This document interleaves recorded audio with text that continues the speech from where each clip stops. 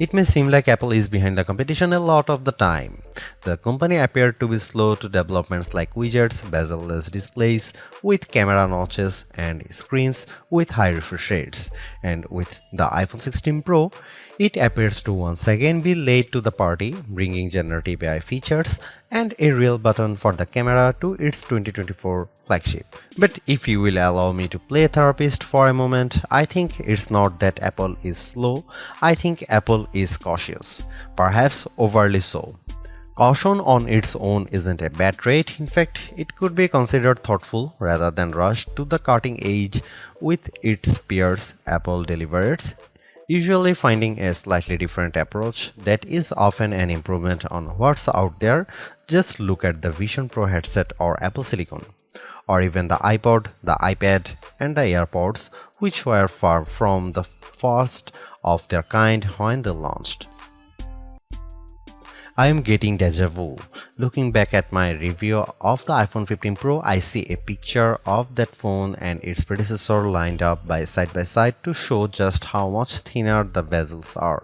Apple has once again trimmed the borders on its flagship phones, but while doing that enabled it to reduce the handset's size in 2023. This year it allowed the company to cram in larger screens without much change in footprint. The iPhone 16 Pro and Pro Max displays have increased in size from 6.1 inches and 6.7 inches up to 6.3 inches and 6.9 inches respectively. Both handsets have grown ever so slightly too, by just under 1mm in width and about 3mm in height. Basically, the iPhone 16 Pro and Pro Max are a hair wider and taller than their predecessors but maintain the same 8.25mm profile, and yet in spite of this minimal change, you won't be able to keep your old cases if you are upgrading from an iPhone 15 Pro to an iPhone 16 Pro. Not only would the cases not quite fit, you'd also need something with either a cutout or a sapphire crystal and conductive layer to be able to use the new camera control. Of course, Apple sells compatible cases, as do some third parties like OtterBox, so you have plenty of options. I have spent most of this year's hardware review season remarking how Samsung and Google's flagships feel like iPhones, and I have now reached a strange inception point. As I have been comparing competing phones for this review, I have been surrounded by about a dozen handsets from all these different companies on my couch, including last year's iPhone, the Galaxy S24 Plus, and the Pixel 9 Pro and Pro XL. Trying to figure out which one is the iPhone has become more confusing than ever, as they all feel similar in build. The best way to verify at a glance is looking at the camera arrays or my wallpaper. All that is to say that the iPhone 16 Pro feels similar to its predecessors, which is what these other companies have been attempting to emulate. Apple would be right to feel flattered by this imitation, and yet I have to wonder if it's time to do something different. Google's Pixel 9 Pro is actually a whole 6 grams lighter than the iPhone 16 Pro at 221 grams, and I'm absolutely smitten by its rich pink hue and shiny edges. Though I like the new golden desert color for the iPhone 16 Pro, I do wish Apple's premium flagship had more fun and vibrant exteriors. That said, I do love the base iPhone 16 in pink, teal, and ultramarine. Arguably, the biggest change to the iPhone 16 lineup, not to mention the iPhone 16 Pro, is the introduction of camera control. This is a button on the right side of the device which has touch and pressure sensors on it to enable greater control with swipes and semi-presses. One of the things this was supposed to do was let you push slightly on the button to trigger focus, similar to what half pressing a DSLR shutter button would do. That function won't be available at launch, so I can't say if it's effective. But by the large, camera control is a very Apple approach to a feature that has been around for years. From phones by Sony and Nokia with dedicated shutter buttons to Android handsets with hardware-based double-click shortcut, the notion of quick access to your camera without having to fudge with The screen is a popular one, for good reason too. I've hated having to swipe or long press the icon on my iPhone's lock screen in the past, and even though I could set the iPhone 15 Pro section button to open the camera, it just wasn't positioned well and I'd have to give up my mute button. So, Apple isn't breaking new ground with its hardware shortcut for a frequently used app, but it does do a few things differently. With the touch sensor, you can swipe on it to tweak things like exposure, zoom levels, and tone, and the half press still works as a way to select options or go back out of menus within the camera control interface. In theory, it's a nice way to make changes in the fly. In reality, there are a few issues and they largely have to do with placement. The button sits a little farther from the base of the phone than I'd like, so my fingers have to reach a bit more to press it, whether I was in landscape or portrait mode. This wasn't usually a problem when I had both hands free and could steady the iPhone with my other hand and readjust my grip. But if you are trying to take a quick shot with just one hand, the button's location can feel unintuitive. Of course, everyone has different finger lengths and ratios, so it's entirely possible that other people find this logical. It also depends on your grip. If you are cradling the bottom of the device in your palm, it's harder to maneuver. If you are covering part of the screen and reaching out for the button head on, it's slightly easier to use camera control. Still, even for those with the strongest claws, swiping and half pressing and double half pressing on the sensor is tricky. I was only ever really able to do that if I had my thumb holding up on the bottom edge and my middle ring and little fingers steadying the right end of the phone. Maybe this is a new camera grip I just need to relearn for this button. The awkward placement is a minor gripe compared to what I found most annoying, the button's touch sensor. Not only was it difficult to swipe through different settings when holding the device with one hand, it also reacts to accidental touches and swipes.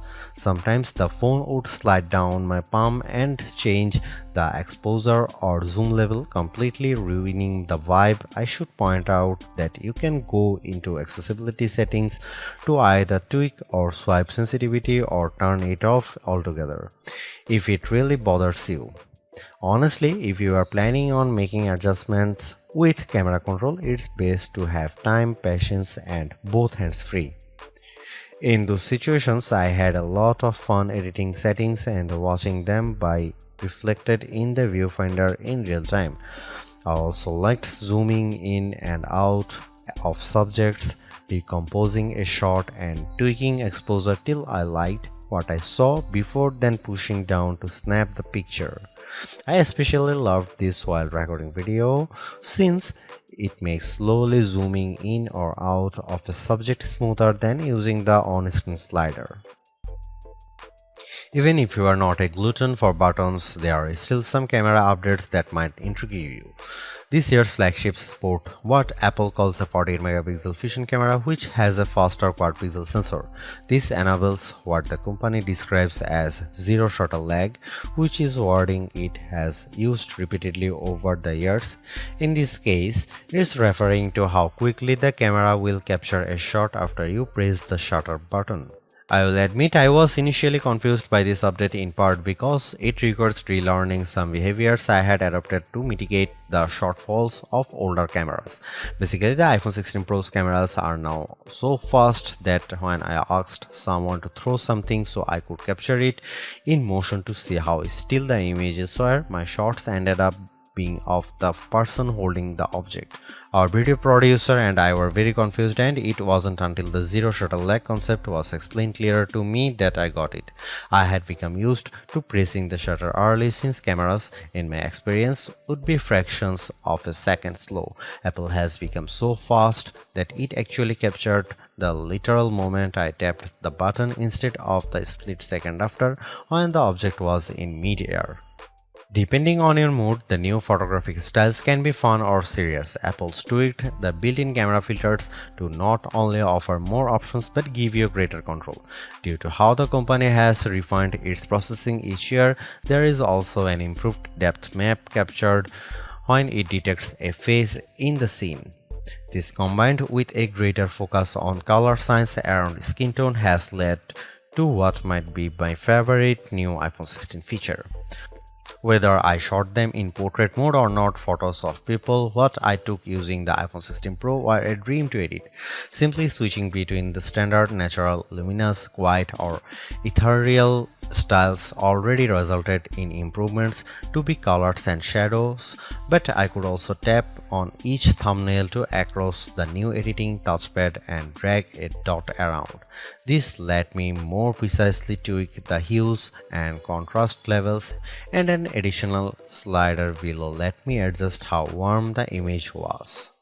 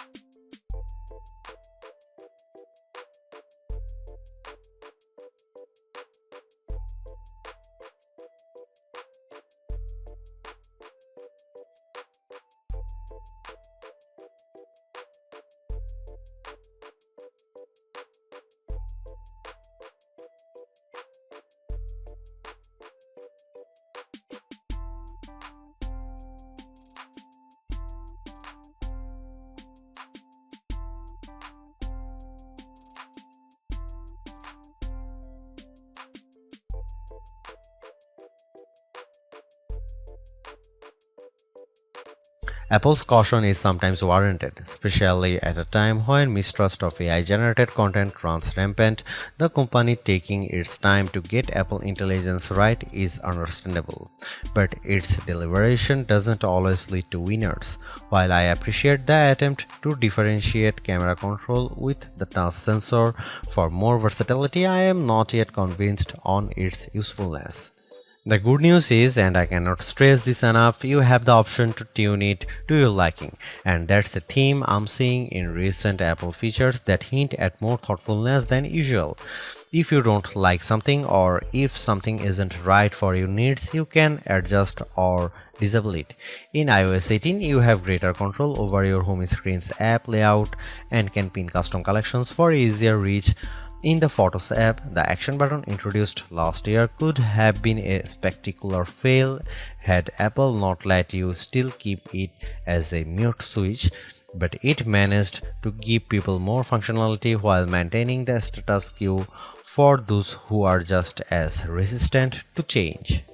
Change is scary, change is hard, but without change there is no progress.